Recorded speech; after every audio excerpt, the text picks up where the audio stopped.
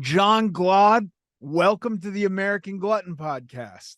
I am happy to be back. I am very happy to Welcome be back. back. Did I say Yeah. back? Welcome back to the America. This is the third one. This is Third awesome. one. Yeah, I know. I'm very happy to be back. So thank you for having me again. Dude, I'm excited to talk to you. I'm sure you know stats of like weight loss and more importantly, keeping weight loss off. Like Mhm. that's I think a lot of people can lose weight, not many can keep it off. How Mhm. long have you kept your weight off? It's been 11 years. Well, I would say 10 years that I've kept it off because I lost it in about a year and a half, and I'm 30. I lost it when I was 20. I'm 31 now. So it's 10, 11 years. It's so awesome, dude. Yeah. What's the secret sauce? I wish there was like a simple answer to that question. Um, for me, like I think one of the biggest things has been finding fitness that I enjoy.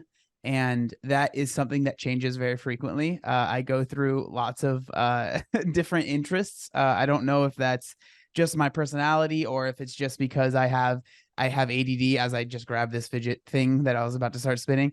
I get very hyper focused on things. And for me, luckily, a lot of those things have been fitness related. And so I do think that that's been a really big help, along with a myriad of other things that you've talked about. I would say frequently on the podcast, as far as like diet is concerned, because I do think diet is, especially for losing weight, very, very important.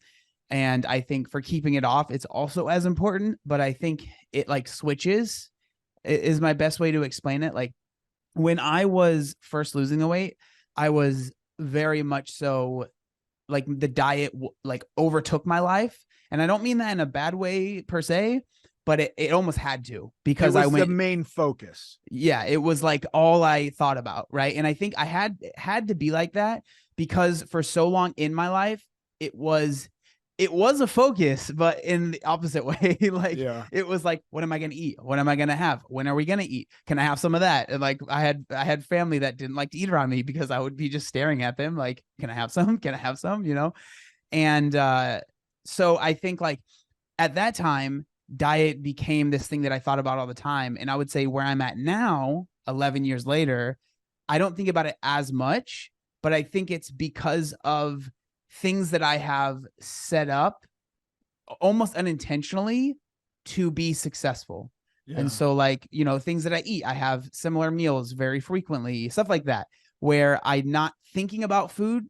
And so I'm not feeling like, oh, I messed up. And because I feel like if I was always thinking like, oh, I messed up or I shouldn't have had that, that would just be so much mental strain on me that would be really hard to deal with. So I don't really think in terms of what's good and what's bad. I just feel like over the years, I've learned what works for me. And I naturally go to the things that work for me because I want to feel good. And that's like something that's really important to me. I want to be able to feel good when I wake up in the morning or during the day. So I'm not going to gorge myself on food. But then also, I do allow myself to have things that are fun and I don't beat myself up over it to a point where I think it's unhealthy, because I do think that it's important to allow yourself to have certain things. And I think that that's something that I'm going on such a rant, but no, I fucking love it, dude. This is what I do. But I think it's important at the start to maybe like, this is something I learned over time. And so like, this is a lot of the stuff I talk about now is, it's 10 years post weight loss. And so, these are things that took a long time. And I feel like sometimes I'll be talking to someone about this and I can almost like see their eyes glaze over because they're just like, dude, I'm nowhere near that. And I get it. Trust me. I understand what it's like when you're first wanting to lose weight, feeling like thinking that you're always going to be thinking about your diet and thinking about food and missing the food that you used to eat and all this stuff, right? Like I know what that's like, but I promise, like if you find something that works for you and you stick to it long enough, that feeling will dissipate. Like, will it go away completely? I don't know. I can't speak for everyone. I can say for me, pretty much it has.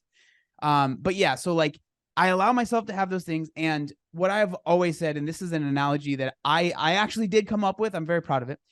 So I'm not sure how good it is because I did come up with it, but you hear a lot of people say I fell off the wagon, right? That's like a saying a lot of people say, that I fell off the wagon. And I always say, okay, you're driving the wagon. And so if you fall off it, the wagon stops. you just get back on and you keep going. But a lot of people, like, they fall off the wagon and they sprint backwards. They're like, well, it's gone. Like, they're on a hill Yeah, and the wagon has left, right?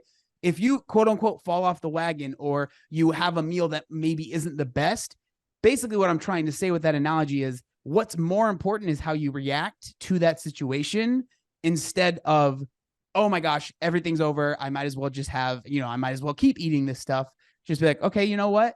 That maybe that wasn't the best decision, or maybe you decide, I'm okay with that decision that I made, and learn from that. Decide, okay, if it wasn't a decision you wanted to make, think to yourself, what led to that? What series of events? Were you not eating enough? Were you at a party and you maybe just whatever, right? Just think about it, try and learn from it, and then move on from there. But I don't know, like, when it comes to like the secret, I really wish there was, and I'm sure I know, me like, too, dude. like, I wish there was, because I would love to be able to bottle it up and give it to people. But it's one of those things that I do think for each person, it's going to be individual, and of how you find what works for you.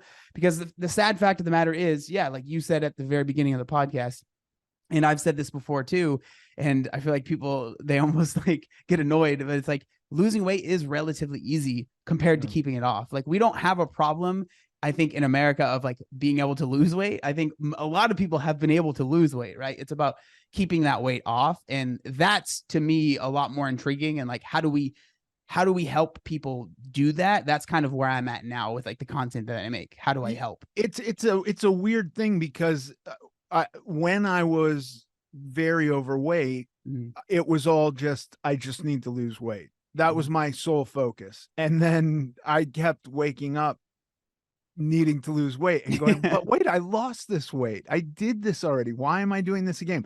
I have questions about your process. Okay.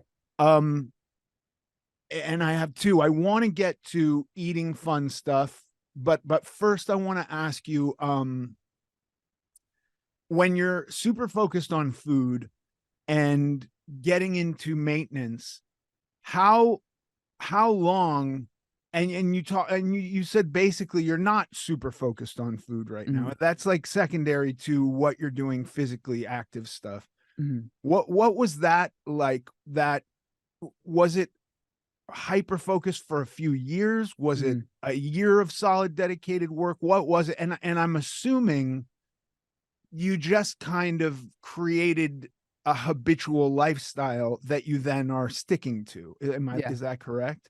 Yeah, I would say like 100%. So I guess to kind of like, I'll just take you through my journey, right? My eating journey. But like, growing up, obviously I just ate whatever, right? Like, that's how I got to where I was. So for those that might not know, I was like at my heaviest.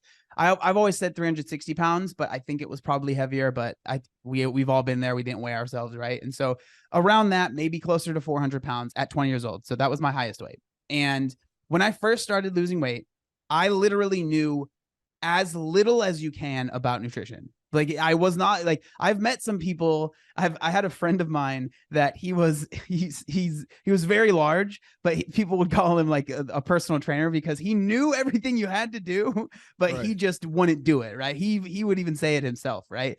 I was not that guy. I was the opposite. I knew nothing. If you asked me what a carb was, what a calorie was, I had literally no idea. Right. And so that's where I started. And so what I did was I decided to start what I call the common sense diet. And because going back as well, I was never the person that lost a significant amount of weight and then gained the weight back, which I am happy about. But obviously at the time it was very frustrating, because I felt like I was a complete and abject failure at losing weight. Like, literally, because it was slow. I literally couldn't do it. Like, before this time being successful, the most weight I lost was maybe 10 pounds. And so I felt like there has to be something wrong with me, right? It was like a foregone conclusion. It wasn't like maybe there is. In my mind, there absolutely was, but I just don't know what it is, right? That's how I felt, because I tried what I felt. I tried everything. I later learned out I did not. But I felt like I tried everything. I've talked about this before, but I remember my mom, somehow we got a case of Slim Fast. So like, growing up, we were very poor. So like, this was like a big deal, right? I don't know how she got, I think it was like for work. And so I was like, okay, Slim Fast. I was a child at the time and I was already trying to lose weight. I think I was in junior high. And so I was like, all right, Slim Fast. So I would eat basically the same stuff, but I'd also drink a Slim Fast. Right. And so in reality, I'm eating more calories, wondering why I'm not losing weight. But like that was me before I actually was successful. And so, Yeah. and looking back, I realized everything maybe not the Slim Fast thing, but everything else I would try, it was always way too intense. I would go way too hard at the start and I would see a little bit results, but I would jump off of it so quickly that those results were so minuscule that I wouldn't see enough results for it to capture me like it did in the time that I was successful. So when I first started losing weight, this time that it was successful, I did what I call the common sense diet. And so my diet at the time was basically almost exclusively fast food, junk food. I drank a lot of soda, like 2 liters of soda a day. It was just like, I would say the typical American diet, but then like maybe on steroids, if you want to use that, that term. But it was like, I ate when me and my friends would go to McDonald's. And this was when the value menu was actually $1. Things were $1. Now I've looked at McDonald's. I'm like, wow, that's crazy how much more it is. But I would get 2 McDoubles, 2 McChickens, a large fry, and a large drink. And then sometimes I would also get chicken nuggets and the different dipping sauces, right? And I would think to myself, why am I so large and my friends aren't? Because they're also eating McDonald's or fast food, right? But I didn't compute the fact that they're eating maybe a third of the amount that I was. So that was my diet at the start. And so I did the common sense diet. Sorry, I'm getting sidetracked again. And so for me, the common sense diet was no more soda, no more junk food, no more fast food. And that, again, this is coming from someone that knew nothing about nutrition, but I was like, these are things, regardless of how much you know or not, most people would agree, if you're trying to lose weight, there's probably a good thing to cut out. Right. And so that's what I did at the start. And I would, I would go to Vaughn's, which is a grocery store here, and I would get like pre-made sandwiches, or I would buy my own sandwiches and make them. But a lot of times I would eat like 2 sandwiches. And my mom was always my biggest supporter, but again, she didn't know much about nutrition either. So she'd see the sandwiches I'm eating and she's like, John David, my family calls me John David, do you think that, eating that much bread is good for your weight loss? And I was like, I don't know, but I'm pretty sure it's better than what I was eating before. And so sandwiches became actually quite a big staple, and I still eat them very frequently. But that's kind of how it started. It started off really what I would say pretty healthily, really good. But eventually it did become not healthy. And I eventually kind of started struggling with binge eating, because then I did start to learn about calories and what they were. And instead of really understanding them, what it turned into in my mind was calories are evil and the devil, and I need to avoid them at all costs, right?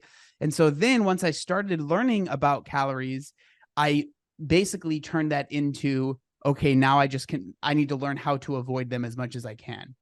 And at this point, I was eating, like I was working 2 jobs at the time, and I was eating like anywhere from 700 to 1,000 calories a day. And wow. Yeah, one of my jobs, I was working at the Van shoe store, and then I actually got a job at Vaughn's, and I was working in the meat department, where you had to like lift up these like 50 minimum, they were 50 pounds of frozen meat, but a lot of times they'd be heavier. That was a really hard time in my life, because every time I would stand up, I would be lightheaded because I wasn't eating enough, right? And so it did become very, I would say, dangerous, but I got very scared at this moment, because when I was at this point in my weight loss, I had lost a pretty significant amount of weight. But at this point was when I felt the most out of control, and like there is a very serious chance that I'm going to gain the weight back. And I think it stemmed from feeling out of control. That feeling like we were talking about earlier, where it's like, there's no way I can keep this up. Like I can do it for a little bit, but there's no way I can keep it up. And I actually when you're done, life is fucking scary. When I'm done, what do I have? I have no tools. Yeah. Yep, exactly. And I used to joke with my best friend, and he would even say something like, are you eating enough? Like, do you think that's healthy? And I'd be like, once I lose the weight, I'll figure it out. And if I heard that from someone that maybe I was like working with or having a conversation with, I'd be like, that's a huge red flag. That is not a good way to go about it. That's why I always say, like, I feel very lucky that I was able to figure this stuff out. Obviously, I put in work, but I always think there's a little bit of luck involved in life. And so, but at this point, terrified of gaining the weight back, just feeling like there's no way I can keep this up. And then at this point, I was actually, this was before I had started like Obese to Beast, the stuff that I do now. And so I was kind of lost in life at this time. I didn't really know what I was going to do. I went to college for a year, and I I majored in music, but I couldn't read music, so that didn't work out. And so I dropped out, and I was kind of just working a job, just a regular job. And I was feeling a little lost. So I was like thinking about maybe joining the military. And so I started reading more up on that. And I realized, okay, if I really want to join, I'm going to have to be at least a little physically fit, because I had lost a lot of weight, but I wasn't really working out, like lifting at all. And I knew I'd have to be able to do, some push-ups, some pull-ups, maybe some sit-ups, and I was like, I don't even know if I could do any of that stuff. So then I started working out.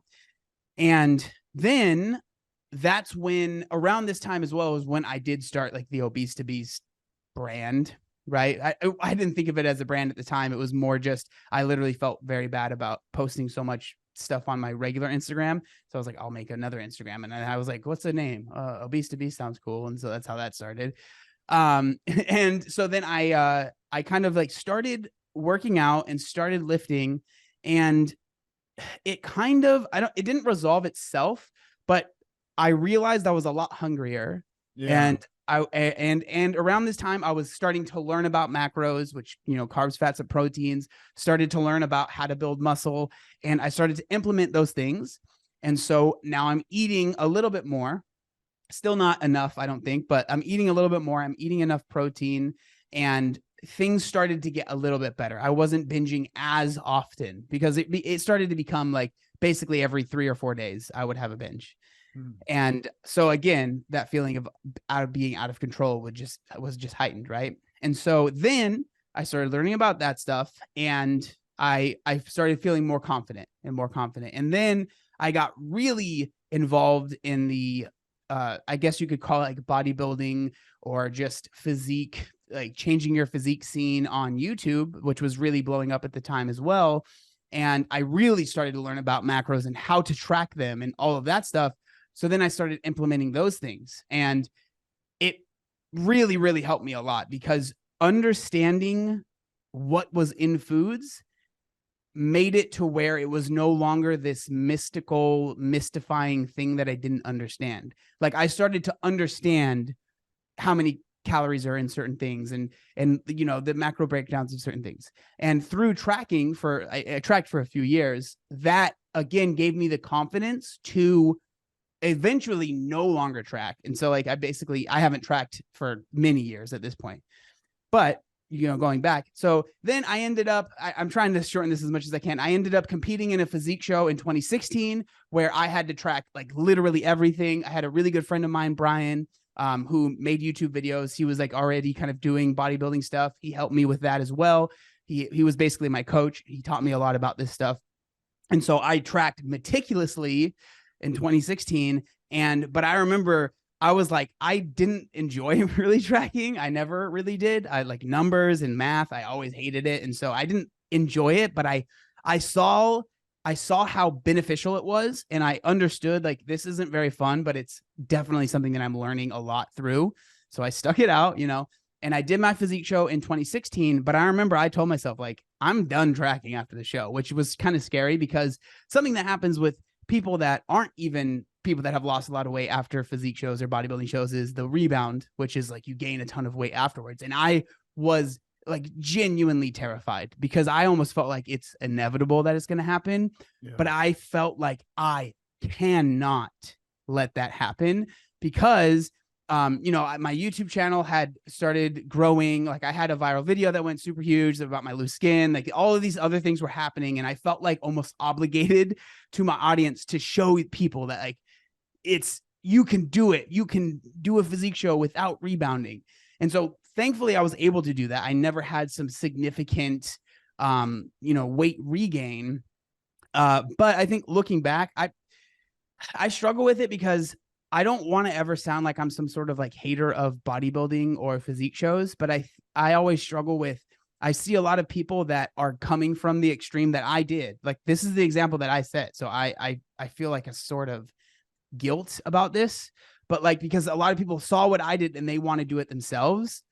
But I've just seen so many people, like, it breaks you because it is incredibly hard. And like, I was able to do it. I feel, because I worked hard. Yes. But I was very lucky that my job was YouTube at the time. I had all the support. I had, thousands of people that were watching the videos, and I had this aura of support that just doesn't happen if you're just a guy that's working a 9 to 5 and you happen to lose a lot of weight.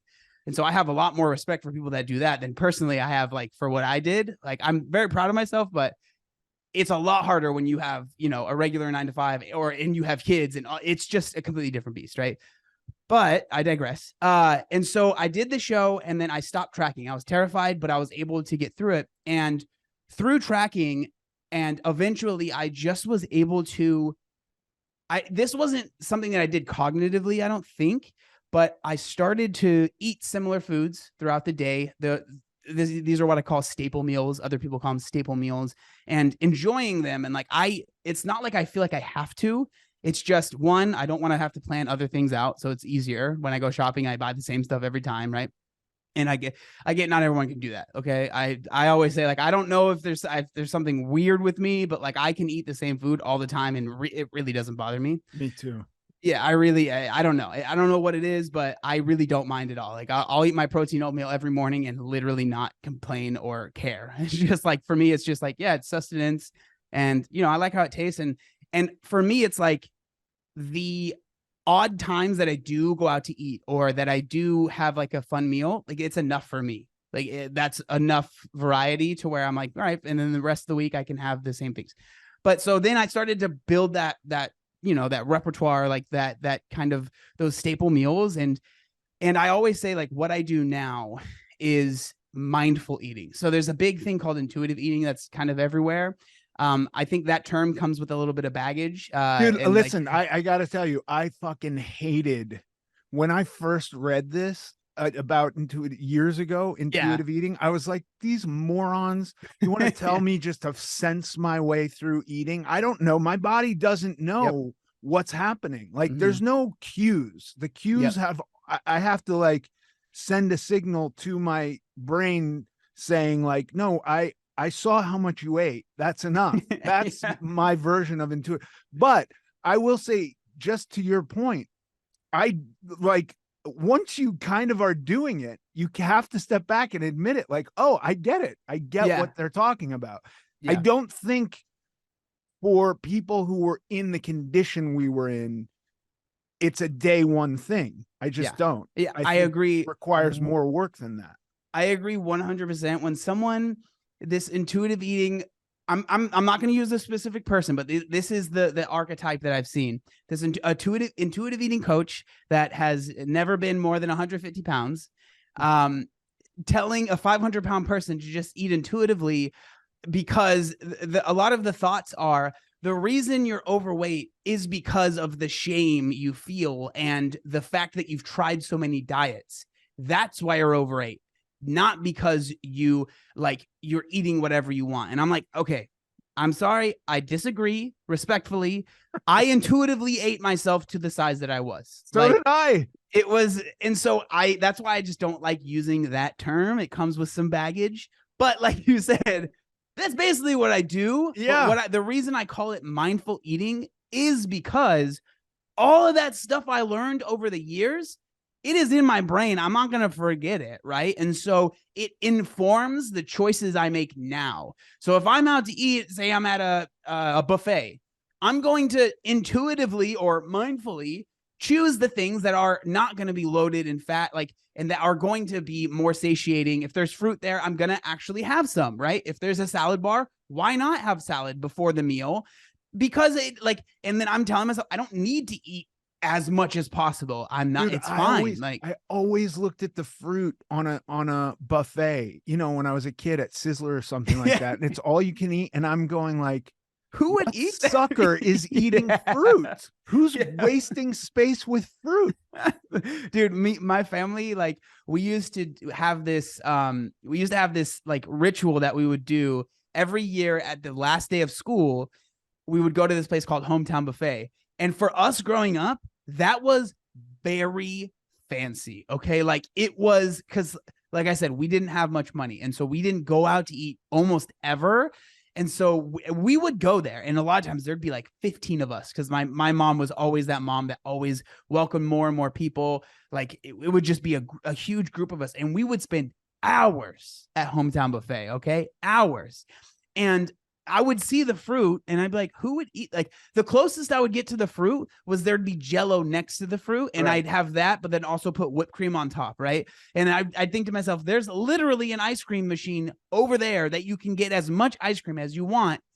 And no one's going to stop you. And there's brownies. You can put the brownie in the bottom and then put the ice cream on top and then hot fudge on. Like, why would I have fruit? Yeah. But Same. it's just like, but now I understand if I ate that, especially, I mean, I am getting older. I'm 31, right? I know I'm not super old, but I'm getting older. If I ate that, I would feel not great. Okay. So that is part of it though. Like, I think people discount that. Like, I think that's so important, is becoming aware of how certain foods make you feel and like genuinely taking stock in that. And I do feel like there is a certain level of, once you have maybe changed your diet up a little bit, you become more aware of how foods make you feel. Because it's been a while for me, but I don't remember, say, going and getting like a California burrito or carne asada fries, and then after I'd eat it, I'd be like, oh my God, I feel terrible. Right. Because it was so normal for me. And so I do think that like it did take a while even to get that, I guess you could call it a skill.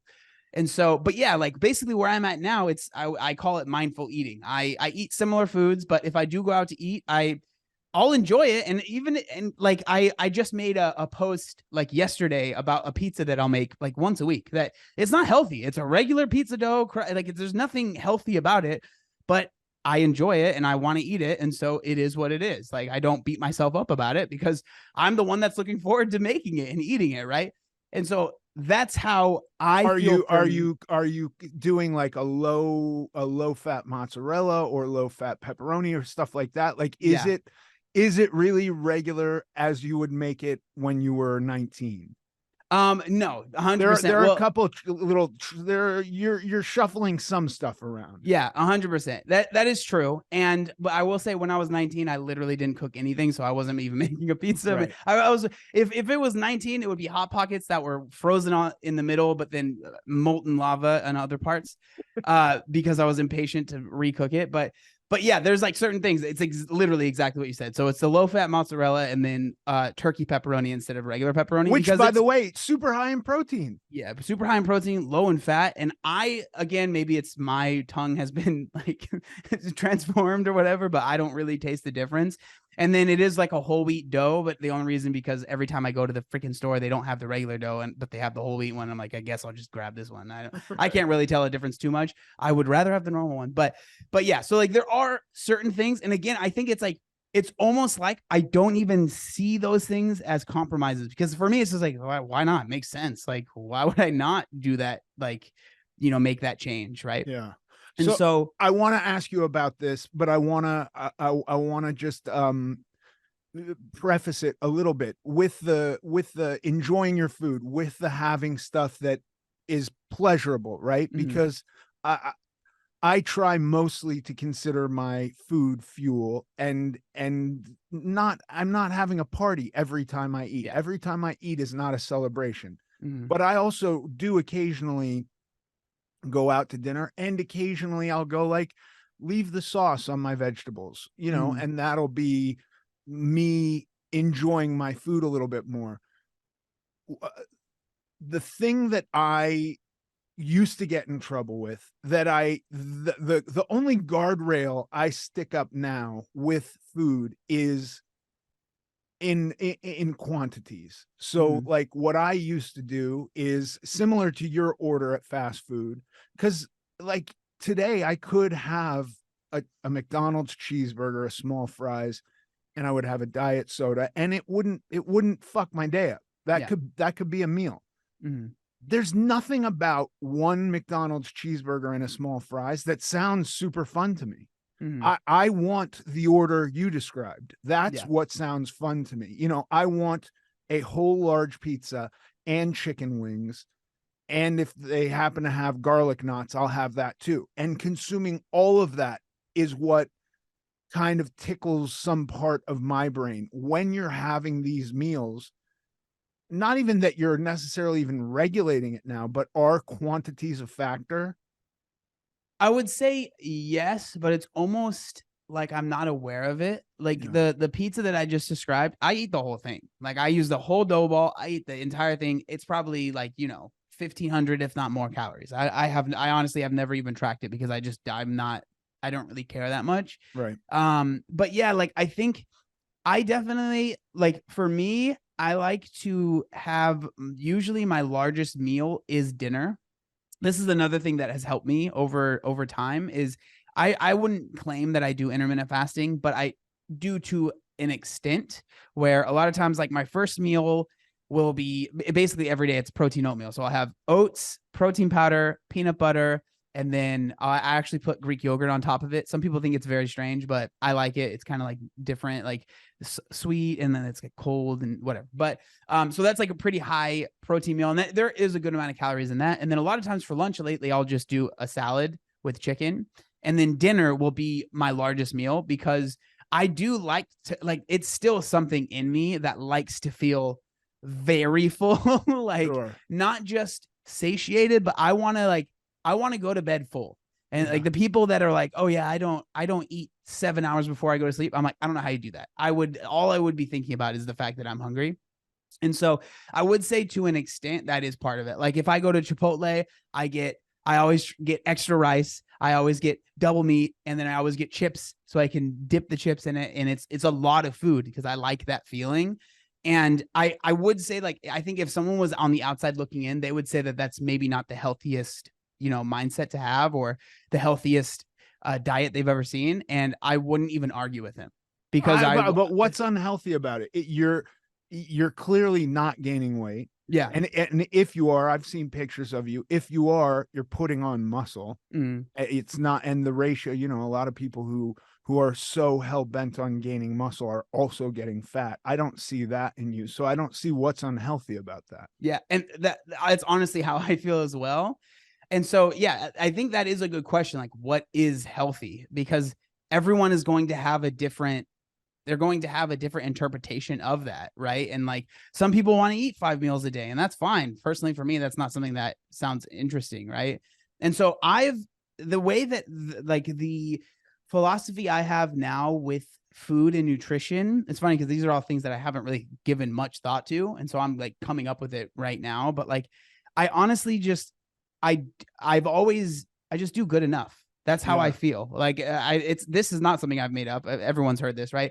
I don't let perfect get in the way of good enough. Like I know my diet's not going to be quote unquote perfect, which what does that even mean? Again, that's an argument, or that's a conversation that I think could take forever, right? I think it could be never ending. But I understand that like if someone saw this on the outside, they could have, I think part of it is my brain has been messed up by the fact that I've been doing this for so long, like on social media. And so everything I've done has had people saying, you should do this, or why don't you do this? You should try this. That's a stupid decision. You should. And so I'm always almost thinking, what's someone going to say? And then I immediately, instead of answering the question, and you've probably noticed this, instead of answering the question just with an answer, I like go off on tangents trying to answer what other people are going to say about my answer. But so I basically just do good enough. That's how I think of it. I don't obsess over being perfect because that is something that is impossible to chase. It's something that you're never going to find. And even if I did have the perfect diet, how many things would I have to sacrifice that I enjoy doing to find it? And but what's perfect? If exactly, if you want to maintain your weight, perfect is whatever does that. If you're not miserable, then I think like there's a version where good enough is also perfect at the same time. Like, I mean, I guess it all depends on what we're trying to accomplish. Yeah. 100%. Like, I think like I always say, like there are ways that I could be better with my nutrition that would probably help with my athletic endeavors, things that I'm enjoying at the time. Like right now, I'm really enjoying running a lot. I just recently got into tennis, which has been very fun. That's like the whitest thing I've ever said, but like I haven't seen that. I remember CrossFit. Yeah, yeah, And then I was there for the transition to running, and I was like, yeah. wow, this guy's fucking killing it. Yeah. So, but so like there are certain things that I could probably do that would maybe make those things a little bit easier.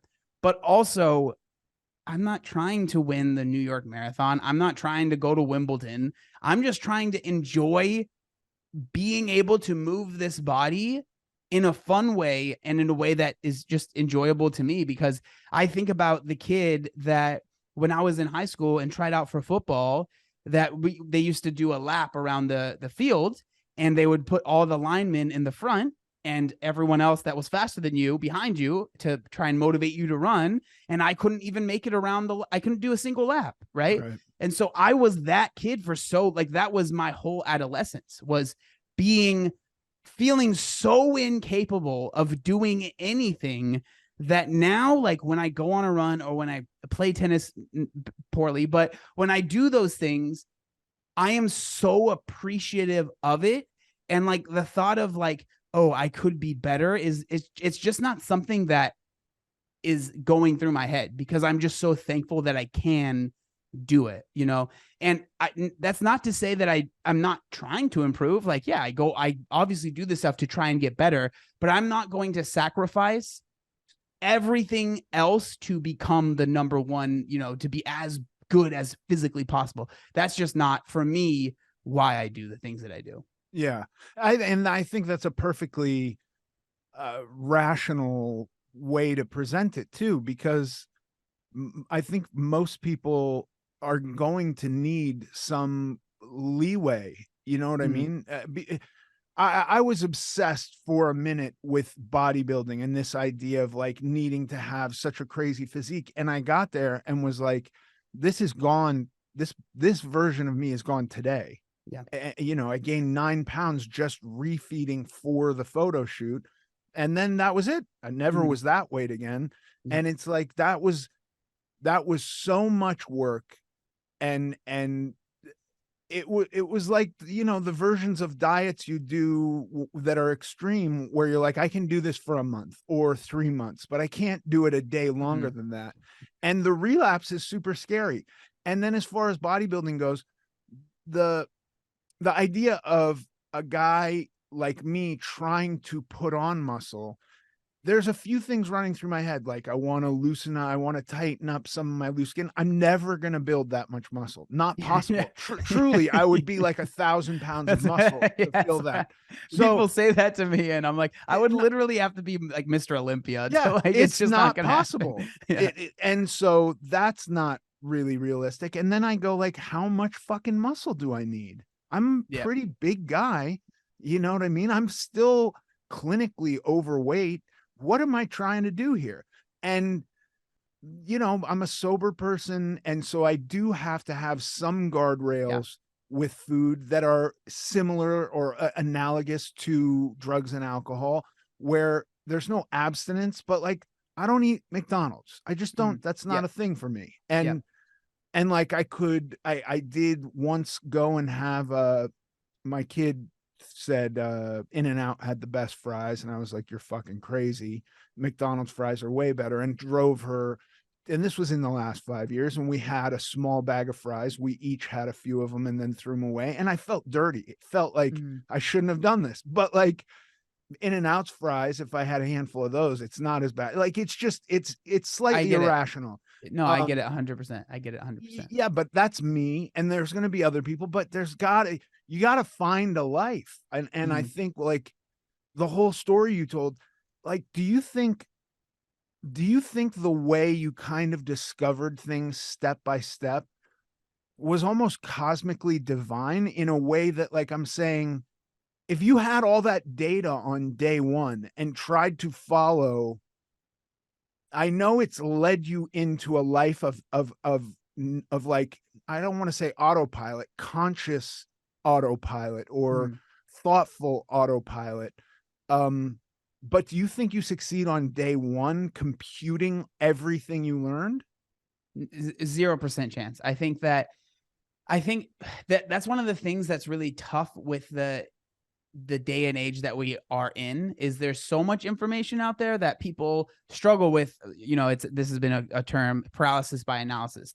There's too much information to where you feel like to start, you have to be perfect at the start, right? Yeah. And that is just, that is a recipe for failure, in my opinion, because you're not going to be perfect. And like, you're not supposed to be at the start. If you're coming from where I was, which is, I think, a very similar thing, that a lot of people are in that position. If you're coming from that, even if you tried to eat what I do now, which is not like the most, the pinnacle of health or whatever, it would still be too difficult. Right. And so I think that taking those small steps, we've all seen those pictures of like the little, the infographics of like taking the steps and just slowly chipping away at it. That's the way to do it, instead of like trying to look at this wall and figure out how I'm going to learn how to wall run so I can get on. Like, it's just not going to happen. Like, maybe there's going to be that one freak person that can do it, but like the vast majority of people, it'd be easier to take the stairs, like just small steps at a time, or even maybe an elevator, like, yeah, just like make it, I always say, like, make it as easy for yourself as you can, while still obviously challenging yourself, because the easiest thing to do is to not change, obviously. Right. So this is something that I struggle with, because I think, especially and I'm not trying to call anyone out, but in this space of the fitness and wellness space, a lot of people I feel overly rely on like this motivational, like, just push through it. And I understand where that's coming from, but I think that focusing on small, like, digestible changes over time, where you are learning. And another thing that's important is all of these things you have to reflect on. And I'm not saying you don't have to sit and write a journal. That's never been something that I've done, but just reflect on, like, just think about why did that work for me? Why am I able to do this? And then just slowly chip away at it. And for me, that helped a lot, because I was able to see some results, learn, figure out why is this working, and then build on top of that. Right. So like think about a pyramid. I was able to build that base, and then I went and tried to build and build and build until I got to that peak. Right. And the way I see it is like, it's a never ending thing. And when I talk about that stuff, I feel like it can sound kind of daunting if you haven't started, but it's like, I've gotten to a point where the process of the building is what I enjoy doing. And so but I completely agree with you. I know it sounds daunting. I also know I know if I woke up tomorrow 500 pounds, I would be so anxious. And I'm sure I'm sure I don't even like follow my own advice necessarily and go like, I'm going to do this really slowly. Yeah. I go like, give me a liquid diet or something. Yeah. I understand that. But like your foundation, beginning with your common sense thing, just moving soda out of it. That's like, that could be, and anything we know how to do, like, really, really well. We didn't learn or figure that out overnight. But you didn't just, the first time your mom said, put your shoes on, you didn't know how to tie them. It took time. Brushing your teeth, making a habit of that took time. All of these things, learning to drive a car. And then I'm sure there's a handful of savants who, didn't need lessons and just knew how to do everything and could play Beethoven on the piano. And it's like, okay, well, we're not them. We're the rest of the populace. But it takes time. It is so hard. I think that's the hardest part. Like, maintenance is very hard, but also like the letting go of the need to have everything happen at once. Yeah. It really is a good point, what you said. Like, if I were, and I feel the same way. Like, if I were to wake up and I was at my heaviest weight, I can almost guarantee there's no chance that I would do everything that I've said. And so I want to make that, like, that's a very good point, because I understand what it's like to be starting, and I share this information because I'm trying to get you the best information possible. Do I think you're going to listen to everything? No, of course not. And I personally wouldn't even say, like, don't go out and try to be perfect or whatever. It's more so, if you've tried that and it hasn't worked, maybe try this instead, kind of thing, right? Because who knows, maybe you are the person that can just bam, you do it and it works. And so Yeah. I'm not gonna sit here and say don't give it a shot. Like if that's something you want to do, by all means. But if it doesn't work out for you, here are some other alternatives, right?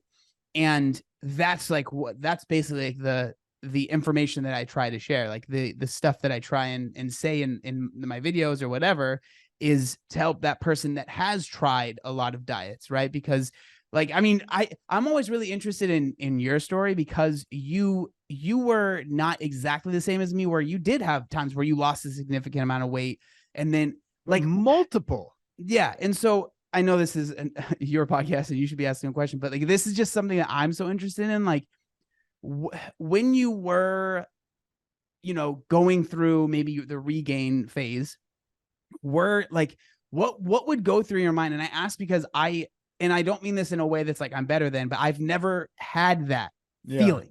Like what is, what's going through your mind? Like how are you, I don't want to say rationalizing it, but how are you living the day to day of regaining some of that weight back? The easiest example was when like 2012 or 2011, I was doing 8 hours a day of cardio and truly starving myself. And that's the thinnest I ever got. I got to just about 200 pounds. And I would get on my bike in the morning. I was out of work. My Name is Earl had just ended in 2009. So this began like early 2010, and by 2011 I was in France for the Tour de France, riding every stage of that bicycle race. And like I was obsessed, and I would my diet was I'm only really eating while I'm riding the bike, so it's like a lot of bars and gels and some protein drinks, and then at night I would have something called Carbo Light, which I don't even know if that exists anymore. It's like low carb frozen yogurt. I knew really nothing about nutrition. Mm-hmm.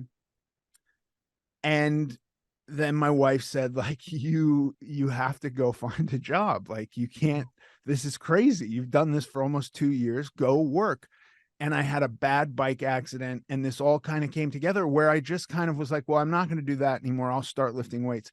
I started lifting weights, and I just, it was as mindless as any other time. It was as like unconscious, where I then woke up again at 400 pounds going, like, it wasn't, it is interesting because I do, there's this, either you see it a lot in social media where it's like they did this to themselves, or this idea that you're knowingly doing something. I wasn't. Mm-hmm. It was very much subconscious. And Mm-hmm. then I do think getting out of it takes personal responsibility, and takes that intention, and kind of, you have to knowingly get out of it. I don't know a lot of people who just didn't think about it either way, gained a bunch of weight, and then lost a bunch of weight. But it wasn't like every time I sat down to eat, I knew I was making a bad decision. That wasn't a factor at all. I can't remember once going like, I'm going to eat this food and I know I'm going to gain weight and I don't care. It really wasn't that. It was just like the guardrails left. Yeah. I'm not dieting anymore. It was too exhausting, but I was doing something that was truly not sustainable. Mm-hmm. Yeah. It wasn't gonna last forever. The best like story I have of something kind of similar was I had it was when Netflix was like relatively new-ish still, and there was this documentary about this guy. I don't want to use the name of the documentary. I'm not trying to talk about the documentary, but it was this guy that was he only drank juice and he lost a lot of weight, right? And I remember I watched that, and this was like, I was a teenager at the time, and I wanted to lose weight like so bad. Like it was literally like I was the person that, like, if you asked me if you could get a genie and they could only give you one wish, what would it be? I would have wished to not be fat anymore. Like that's how much I used to dream literally about being thin. Yeah. And so I remember I watched this documentary, and this guy had lost a significant amount of weight, and just through juicing. And I thought to myself, okay, well, I can't afford a juicer, so I will just only eat fruits and vegetables, right?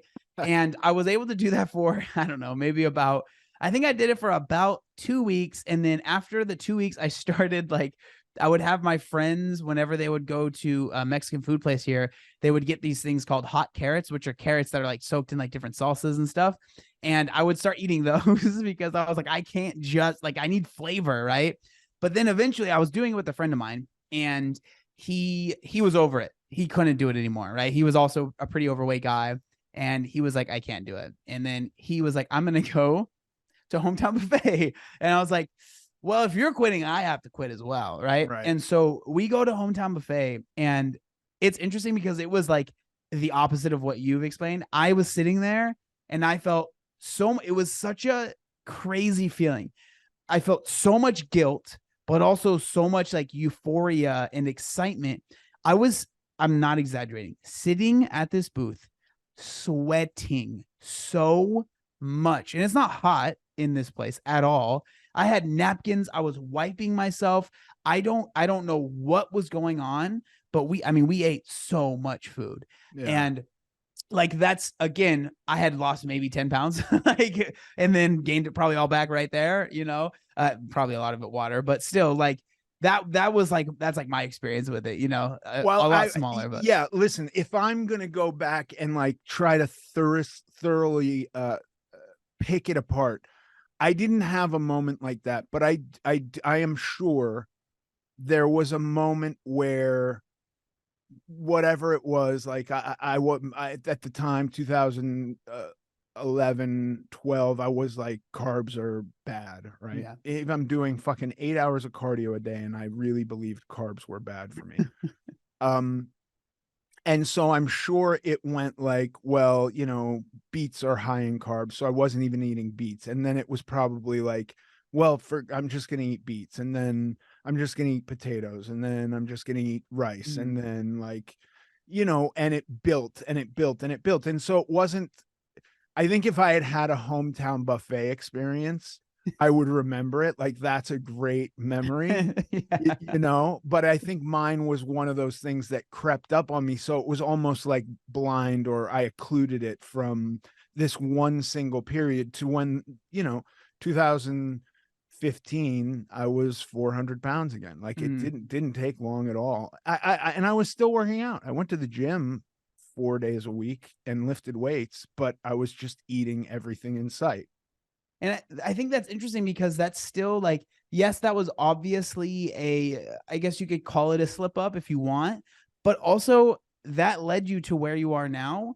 And like, you did continue to lift weights. So that wasn't a complete like failure, right? Like, because now where you are, I mean, it seems like you're in a much healthier spot. And it's almost like, that's why I never, like, all of these things that I've talked about in the past and like these slip ups or whatever, I'm never like really upset about them because they led me to, and I know it's the cheesiest thing ever, but they led me to where I am now. Yeah. And so, and it's helped me, like, that's why I always try and say, like, I'm not saying you can't go out and try these things that I say maybe aren't the best things to do. By all means, do it. But it's like, I also feel a sense of almost obligation to, if I feel like that was a thing that maybe wasn't the best for me, like, hey, this is what happened to me. This is why I'm not a huge fan of XYZ. Like, everything that I talk about where I'm like, hey, maybe don't do this. It's not just because I'm like, oh, I'm always right. And I know. It's like, no, I tried it and this is what happened to me. And again, you could call it anecdotal. That's fine. But I also try and look at like the science and all that stuff, but I'm like, yeah, that's what happened to me. So that's why I don't think it's the best thing to do. Yeah, for me, I try to not have regret about anything. There is some part of me that gets nagged by the amount of time I spent really believing that carbohydrates were poison, or that I couldn't lose weight unless I stopped eating carbohydrates. That was the thing that I just was so wholeheartedly, dogmatically affixed to, that even when I stopped losing weight and have to basically like starve myself while doing keto, I was still like, no, I'm allergic to carbohydrates. I can't have them. And that's the one thing I look back on and go, I wish I had learned that earlier on. So, okay. And it's not to knock people who do keto. If you do Yeah. keto and you like it and you're happy, that's great. it was not getting me to where I wanted to be. So another question, what was, you obviously had a period of your life where carbs were the devil, right? They were this evil thing. How was that transition? Was there in like a aha moment where you were like, oh, it's not, or was it a slow changeover? Like, how did you go from, because I asked this because I know there, and I'm sure there are a lot of people that are stuck in that type of thinking that you were in, that if they like being there, that's fine. But there are a lot of people that don't like it, right? They feel like they feel like carbs are evil, and that makes them very sad, and like it bums them out. And so how was that for you, kind of getting out of that? Yeah, I got to 315 and I was just stalled. And I was like, I was meticulous. There would be days where I was like, well, let me try eating no broccoli today instead of my 1 cup of broccoli. And that would be the only carb I would have. I cut dairy out of my diet because of the trace amounts of carbs that were in dairy. And still not losing weight. And then it was like, okay, well, I just have to be hungry. So I'm going to just cut all of my meals in half. And then I was hungry and I was losing weight. And then, the aha moment was like, well, if I'm just hungry, let me see what it's like to eat stuff that makes me feel good, that I prefer to just chicken thighs, and see how that goes if I actually count calories. And then I started counting calories, and the weight just steadily came off. When I went on to calories and really was diligent with calories, the weight it never stopped. As long as I adjusted for weight loss, it never stopped. And then when I took a maintenance period, that was the hardest thing I've ever done. But I understood, like, oh no, this is my school for when the diet's over. This is how I learn to live. And that's when I was like, oh, I can count macros. I want protein. I didn't really care about my fats and carbs as much. I just was like, I want to get this much protein. I want to retain muscle mass. And, I still today am bummed if I get on the scale and it's not lower. Of course. Yeah, I understand that. I'm not trying to lose weight. If it's I not understand lower, that. I'm bummed. And that's just my own cognitive dissonance. That's such a good point. It's funny that you said that, because I was literally that's what I was about to start, like, ask about and kind of talk about, was this feeling of being at your lowest weight. I feel like this is another thing that is important for people that are transitioning out of weight loss to trying to transition into maintenance. Like, I think one of the biggest detriments to people being successful is this insistence on being at the lowest weight possible. Right. Yeah. Like, because that's why you say don't let perfect get in the way of pretty good. Yeah. Like, it's like, if people always ask me, how do I lose the last 5 pounds? I need to lose the last 10 pounds. My answer almost always is, do you need to be at this lowest weight? Because for me, I'm not going to say there's anything wrong with having like a goal weight range or whatever. But I remember I used to think, man, I'd love to get down to 180 pounds. And I did get down to 180 pounds when I stepped on stage. And that was, there's literally no shot that I would be able to maintain that. But what I say to people is, imagine if in my brain, I thought that 180 pounds is the weight. That's always the weight, and that's the weight I need to be at. I would constantly feel like a failure. Yeah. My natural weight is probably 215. So I'd be, what is that, 35 pounds over it constantly? I'd feel so, and think I would always be trying to get down to that weight. So I'd always be under eating, most likely, doing like over exercising. It would be a miserable life, and just one that I guarantee I would not be able to stick to. And then that's when people fall off, and then they just keep going, right? And the weight keeps coming on. That's why I was like, there's nothing wrong with wanting to be at a certain weight. I'm not going to shame anyone for that. But I always say, like, just take a step back and think to yourself, is this last 5 pounds really that important? And how do you transition out of being the lowest? Because it is very difficult. Like you brought up in maintenance, not seeing the weight go down. It's a really weird, like, especially if you're losing a lot of weight, that's going to take a year or more. You become so accustomed to every week, if things are going well, that weight goes down and it goes down. And that's like, it's hard not to almost tie your self-worth or tie your identity to number goes down, I do good. Like I'm happy with myself, right? It's just hard not to tie yourself to that. And so that's why I always, like, if I'm working with someone or just am talking to them, and they're like, I can tell they're kind of at that tail end of like, I don't really know what to do anymore, is like, just always just be ready, because eventually if you are successful in your weight loss, you're going to get to a point where you don't need to lose weight anymore. It's just like you can only lose so much, right? Yeah.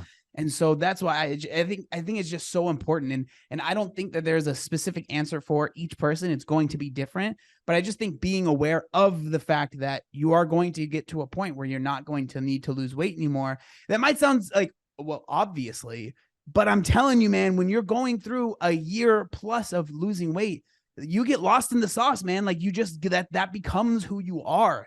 And the thought of it not going down anymore is like, it's hard to fathom it, you know? One of my kids just had this experience, not just, but not too long ago, where she graduated from junior high. So I guess it was a bit ago, because she's now a senior in high school.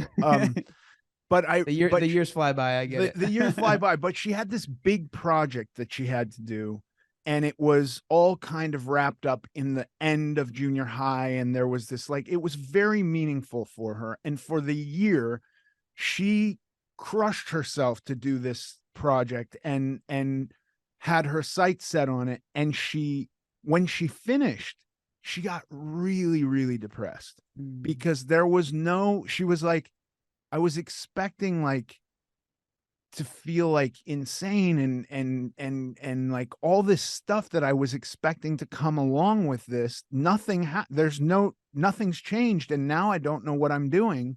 And now I have nothing. Like, she had no further motivation to do anything. And she was like really upset. The same thing has happened to me every time I've ever hit a weight I wanted to hit.